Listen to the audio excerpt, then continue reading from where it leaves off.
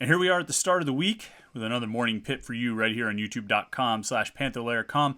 Hope you had a great weekend, and we are diving into it. You had your morning shave, you had your morning shower, now you get your Morning Pitt right here on youtube.com/Panther-Lair.com. Before you do anything else, make sure you are subscribed right down there to our YouTube channel, youtube.com/Panther-Lair.com. I'm going to try and make a better subscribe button for you. I tried to make something that would blend in and sort of look like it fit the color scheme of our YouTube channel, but I think it might be hard to see. So I'm going to try and make a better subscribe button for you. But if you looked right down there in the yellow.com, somewhere around down there, there's a blue rectangle that says subscribe. Click that thing and you will be subscribed to our YouTube channel. We can't thank you enough for doing that.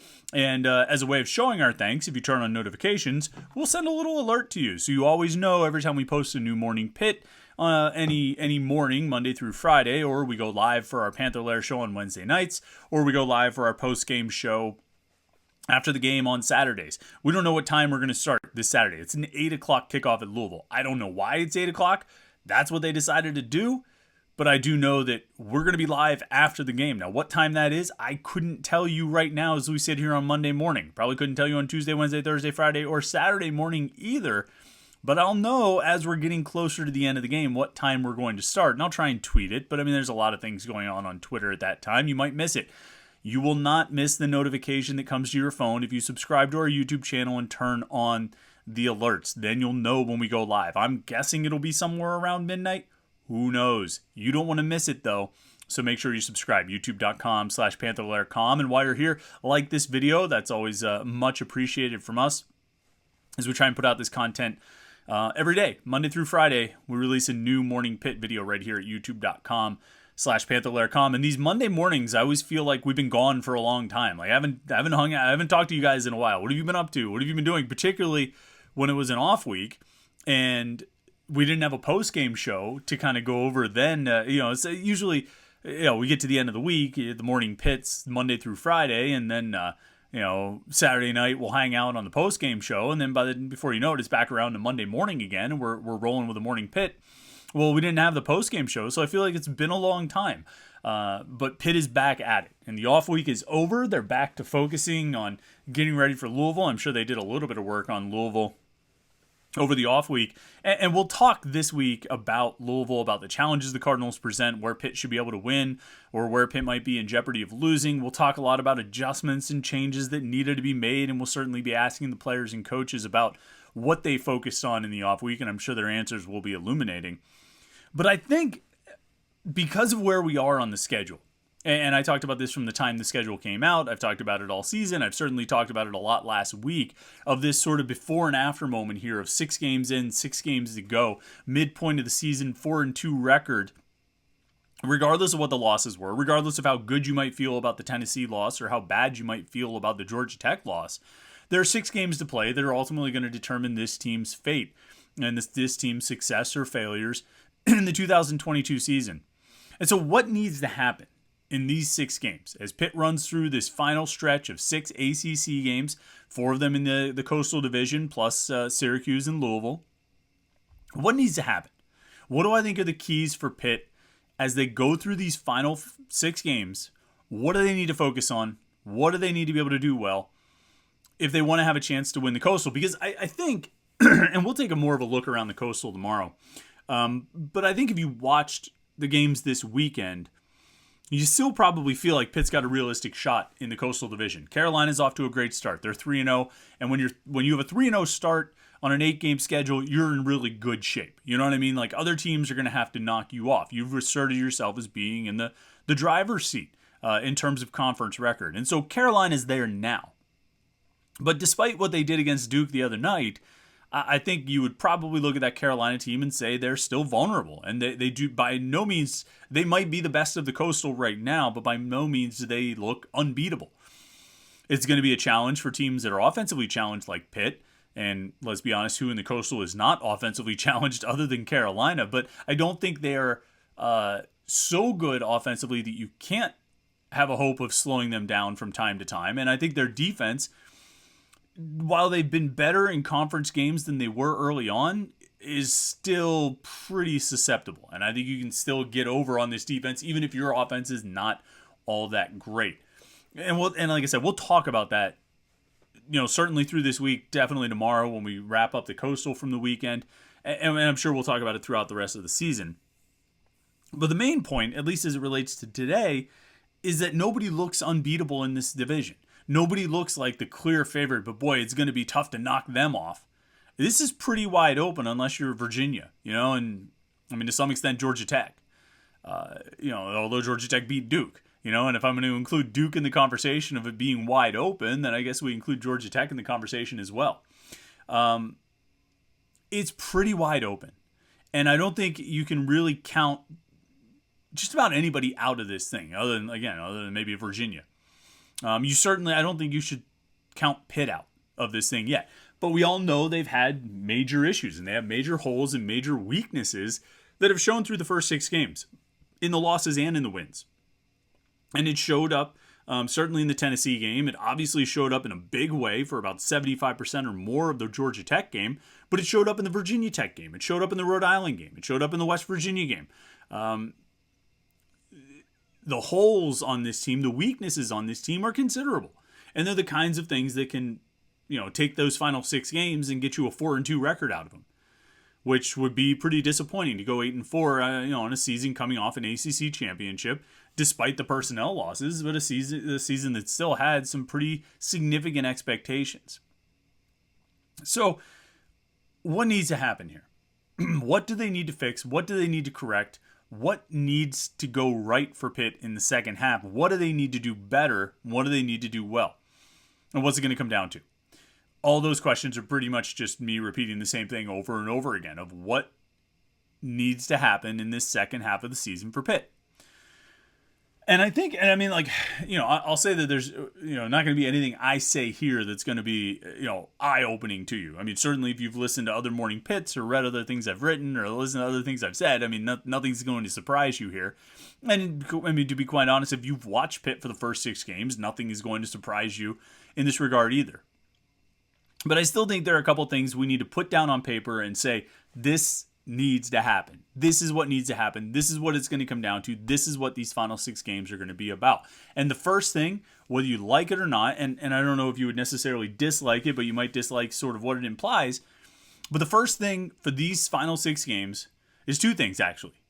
And it's Izzy Abanikanda and Rodney Hammond. I think, we've spent so much time over the course of this off week thinking about the passing game and how it needs to get better. And certainly watching games on Saturday, you see what happens when teams can throw, when they've got a dynamic quarterback and a guy can go out and make plays. You see the difference that it can make. I'm sure you could hear that in the background. That's always entertaining. Sorry, had to do a little bit of animal control there. I apologize for the disruption. But you see... You saw it all day Saturday. You saw the impact of dynamic quarterbacks, of playmaking quarterbacks, of dynamic passing games. They can stretch the field and attack in a lot of different ways. And right now, you can't say that Pitt has that. They don't have the quarterback. They don't have the passing game.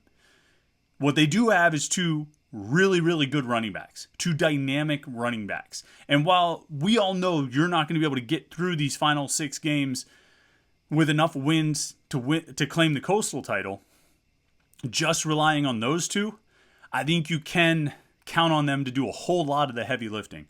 And I was thinking back, and I keep reflecting back to this. Over the weekend, I thought a lot about this, about the 2018 season. And I think when we think about 2018, we think about 7-7 record. We think about the Sun Bowl. We think about Kenny Pickett throwing for 8 yards against Clemson. We think about the regular season finale against at Miami. But I think, somewhere down the list, and maybe it gets overshadowed a little bit. Obviously, the Coastal Division Championship does not get overshadowed all that much, but kind of how they did it. Bouncing back from, the Carolina game and the Central Florida game were brutal to come home, beat Syracuse in overtime, go out to Notre Dame, lose a pretty close one. In a pretty valiant effort out there that I think was more impressive than your average loss, and then rattle off 4 straight wins to claim the Coastal Championship. Duke, Virginia Tech, and then Wake Forest. And so what you have is this 5-game ACC winning streak. And as I look back over those 5 games, right, Syracuse, Duke, Virginia Tech, Wake Forest, Quadri Olson in that stretch 83 carries, 652 yards, 7.9 yards per carry, and 5 touchdowns. Darren Hall, 69 carries, 619 yardage, 9 yards per carry, and 7 touchdowns. So those two guys combined, I mean, numbers. You're watching a video or you're listening to a podcast. You're saying, what are these stats? Those two running backs in those 5 straight wins, in the Syracuse, Duke, Virginia Tech, Wake Forest games, 1,200 yards, 8.4 yards per carry, and 12 touchdowns.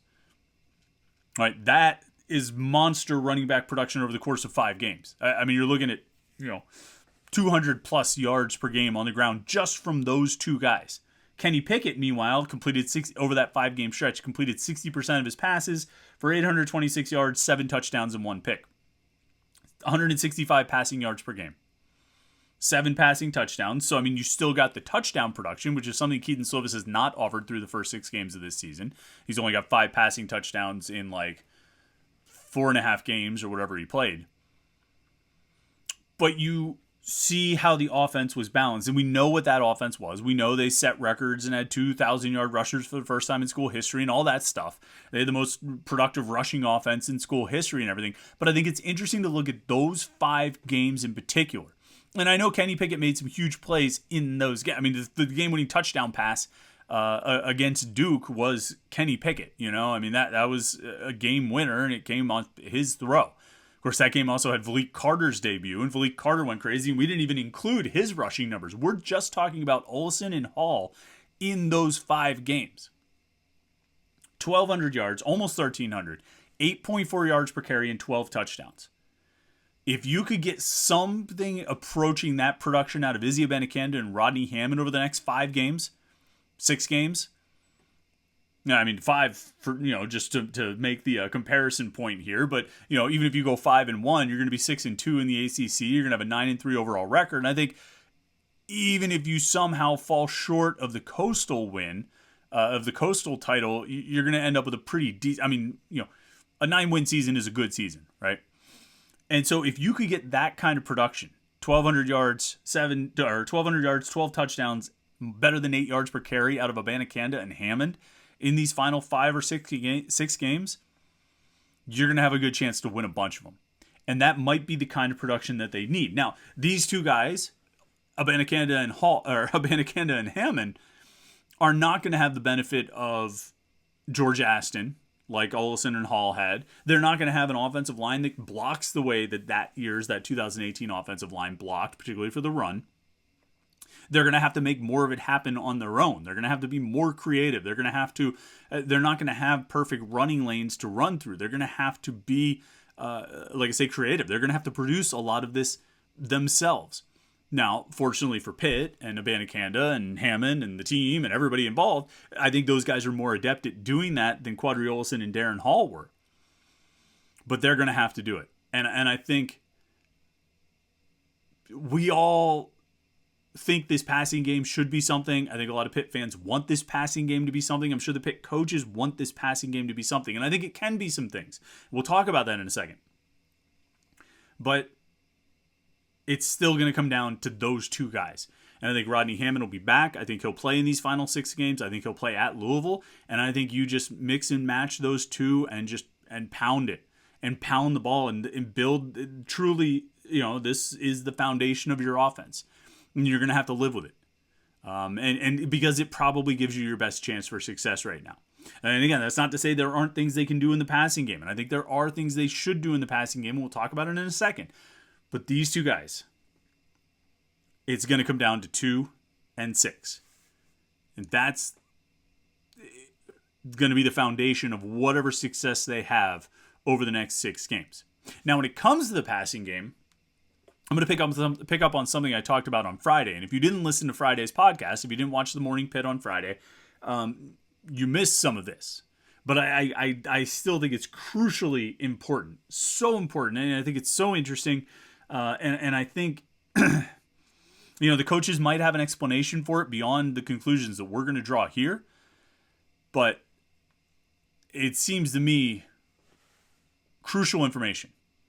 Keaton Slovis, when he gets rid of the ball in less than 2.5 seconds, is completing close to 80% of his passes.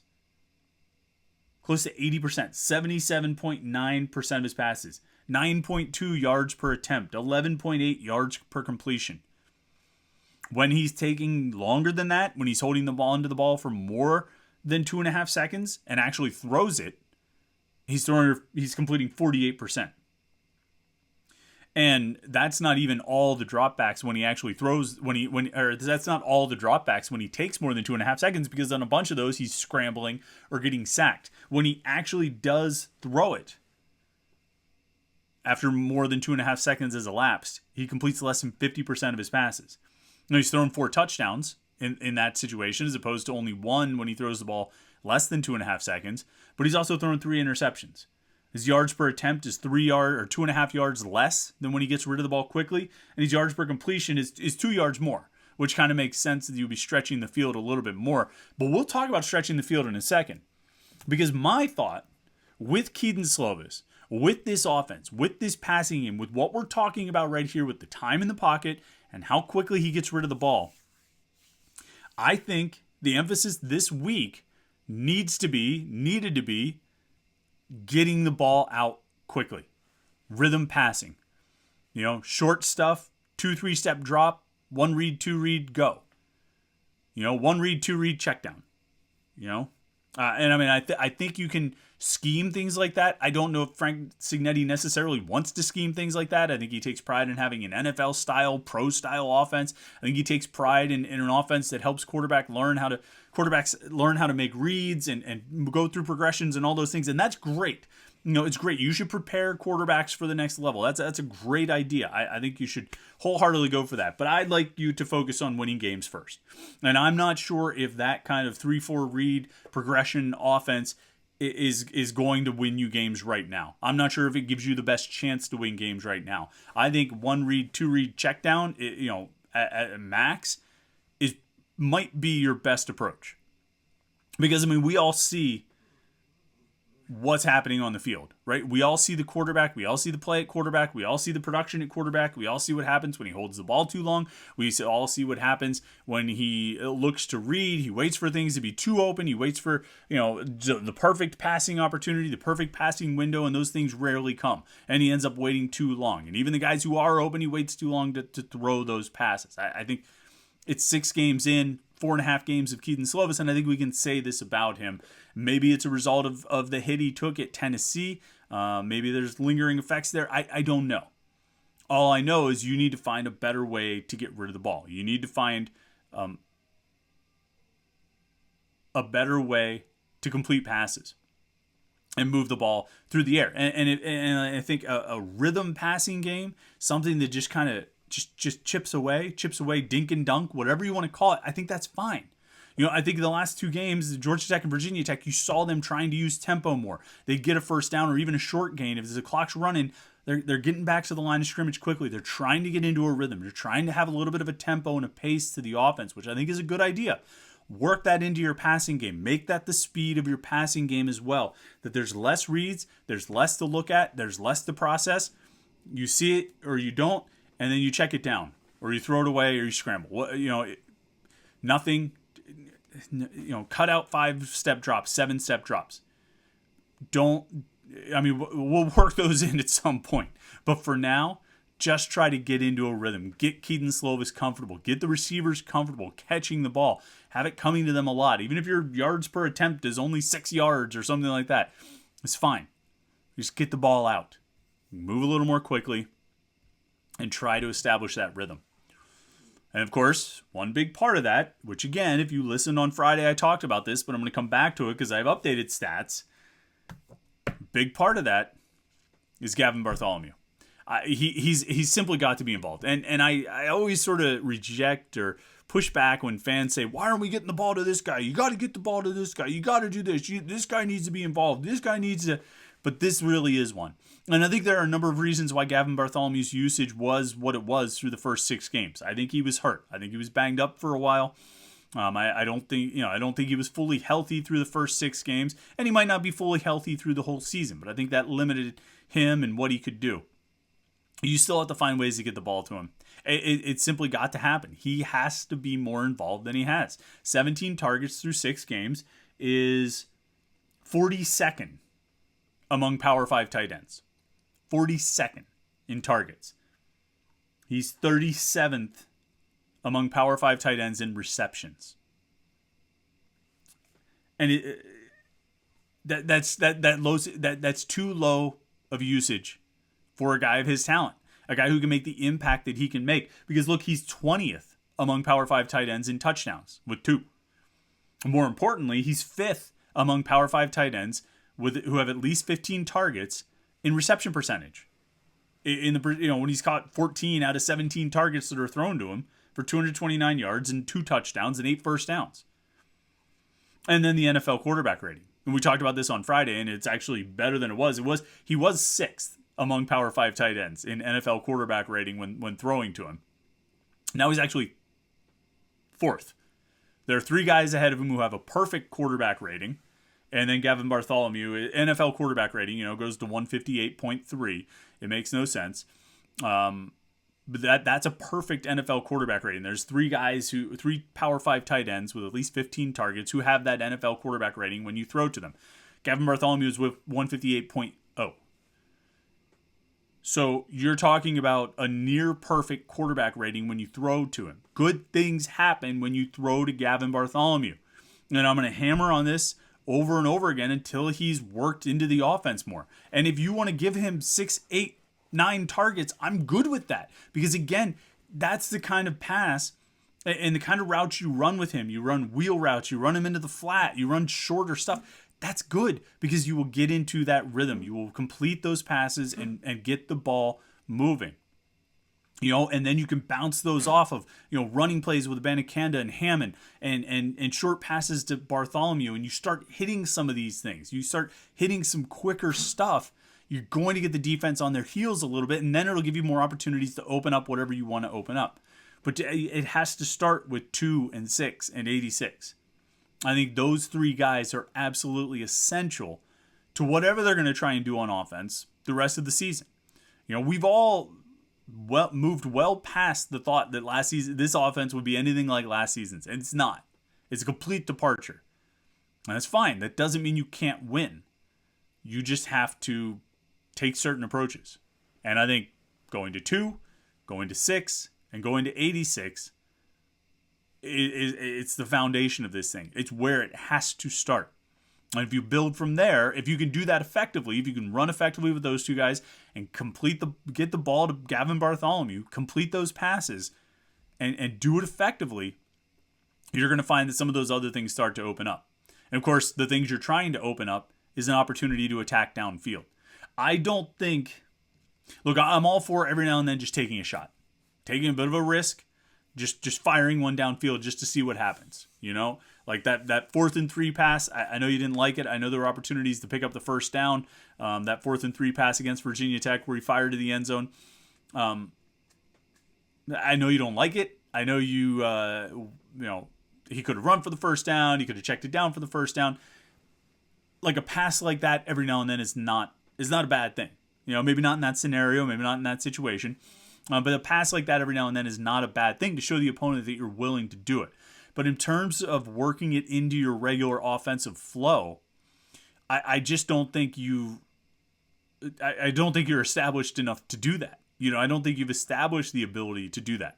But I think if you can get 2 and 6 going and you can start completing some shorter stuff to 86 to draw, more attention into those areas, you're going to end up with a few favorable matchups downfield.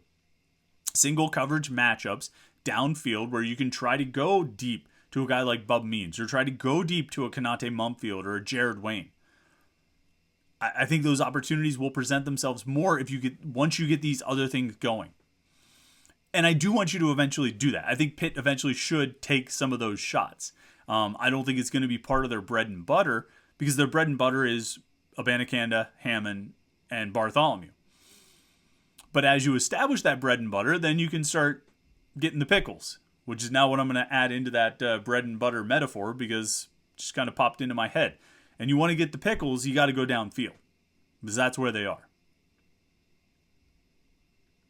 Gonna have to workshop that metaphor a little bit. But I think you'll have opportunities, but you've got to establish these other things. And And by establish, I mean you've got to be able to do them effectively, and you've got to get the defense committed to stopping those things. And that's probably just as important. I mean, it's hard to get the defense committed to stopping it unless you could do it effectively. But if you come out early in a game and the defense is committed to stopping 2 and 6, and committed to shutting down Gavin Bartholomew, guess what? If they commit to those things, you're going to have opportunities. Now, they had those opportunities when they were backed up on like the 1 or the 2 the other week, and they still didn't try to take those shots. And I think they have to pick and choose when they want to fire downfield, when that opportunity does present itself. They've got to pick and choose on that stuff and find the right opportunities. But if you establish 2 and 6, if you get 86 going a little bit with a handful of catches in the first quarter, get him 3 catches in the first quarter, I bet you Louisville is going to start keying on Gavin Bartholomew while they're also trying to stop the run. And guess what? And if they do all of those things, you're going to have some opportunities to attack and be aggressive. But I think you have to build the blocks. I think you have to build one on top of the other if you really want to get, if you want to be able to do all of that effectively. I think you have to build one on top of the other. And I would say I think it's still possible. I would say I believe this team is capable of it. I think 2 and 6 are that good. I think 86 is that good. I think 9 can make enough of the throws to be a threat. I think 14 is a really good player. I still think Kanate Mumfield is a really good player who just hasn't gotten the opportunity to show what he can really do. Bub Means hasn't really been used the way Louisiana Tech used him, which is ostensibly what he was good at, which is going downfield. He's only gotten a handful of targets beyond 20 yards. Whereas at, Louisiana Tech, that was like the plurality of his targets were all downfield. That was his bread and butter. The pickles were his bread and butter. Pitt hasn't really done much of that, if any, at all. I think Jared Wayne can go downfield as well. I think Jalen Barden can go downfield. I think there are players on this offense who can make plays. And they're not Kenny Pickett and they're not Jordan Addison, but there are players who can make plays. But I think Pitt needs to build that, and I imagine that's what this off week was spent on, was rebuilding the foundation of saying, okay, let's get back. This is what we can do. This is what we can do well, and here's how we can build on it. And the first priority is getting the ball to 2 and 6, and getting it to Abanikanda and Hammond any way they can. And they might try, who knows what they're going to try and get the ball in those guys' hands. I wouldn't be surprised if they get creative in ways that they get the ball to those 2 backs. But they're going to get the ball in their hands a lot and then look to build off of that. And then, I was going to give you 5 keys for Pitt for the rest of the season. Now, I've given you 4, right on, and they're all offensive, of rely on the backs, get into a rhythm passing game, get the ball to Bartholomew, and then pick your shots when you can attack. Defensively, honestly, I'm of the opinion that those linebackers are continuing to progress and grow. I think they have through the first 6 games. Not totally linear. There's some steps forward, some steps back. But I think they've continued to get better and progress, like I say. And I think that will continue as the season goes on. It's really, to me, it's about pressure. You've got to get more pressure. You've got to get better pressure out of the front 4. Habo Baldonado has to produce more. John Morgan has to produce more. Deslin Alexander has to produce more. Kalijah Cansey is on a great pace. I'm sure he'll just keep that up, and he needs to. But you need to get more out of the front 4. They're getting pressure when they blitz, but they can't blitz all the time. And at some point, those guys up front are going to have to win those battles. That's my biggest thing on defense. I think the secondary's been fine. I think the linebackers are improving. The line has to get better. The line has to produce at the level that they've come to expect. The standards that they have set for themselves. That these guys specifically, these players we're talking about specifically, have set for themselves a certain standard over the last few years. And I don't know if they would say that the first 6 games really lived up to that standard. Even if they've dealt with injuries. Deslin Alexander missed some time. Habo Baldonado was out. Devin Danielson was out. They've had injuries, but they need to, ideally get healthy over the off week, or healthy enough, and then start producing closer to the level that they're used to, that they're accustomed to, that they've really built their reputation on over the last few years. So defensively, that's my main thing. They've got to get more pressure on the quarterback, particularly with some of the quarterbacks that they're facing here. You know what I mean? Whether it's Drake May or it's Riley Leonard, even like Garrett Schrader. I think you need to pressure him because you can force him into some mistakes. Tyler Van Dyke obviously is still a problem no matter what you think about how Miami's been so far this season. And Brennan Armstrong is still dangerous, but there's not a lot of protection there, so you might be able to get after him. But you've got 6, and then we'll see what Louisville ends up running out this weekend. Not sure if Malik Cunningham will be back for that game or not, but you have to get pressure on these guys. These are good quarterbacks. You've got to be able to pressure them in these final 6 games. That's the element that's really missing on defense. So I think that's what Pitt needs to do over these 6 games. That's what I think they will do in some extent. I think they will rely on the running backs. We'll see what else they take my advice on. But it seems like those are the main things that they need to do if they want to have success in these final 6. All right, while you're here, make sure you subscribe to the YouTube channel, youtube.com/Panther-Lair.com. Hit the like button. We appreciate that. Turn on notifications. You can get alerts sent right to your phone to let you know every time we go live. We'll have our live show Wednesday night at 8:30 right here on youtube.com/Panther-Lair.com. We'll have a post-game show after the Louisville game on Saturday, probably around midnight, but we'll see. And then, of course, between now and then, we'll have the Morning Pitt every weekday, Monday through Friday. So stay tuned to Panther-Lair.com, Panther-Lair.com, Pittsburgh.rivals.com. And that's where you get all of your Pitt sports news, football, basketball, recruiting, and you discuss it all on the message boards at Panther-Lair.com. Thanks so much for tuning in today and checking out the Morning Pitt. Hope you had a great weekend. Hope you have a great start to the week. And we will talk to you again tomorrow morning right here for the Morning Pitt on youtube.com/Panther-Lair.com.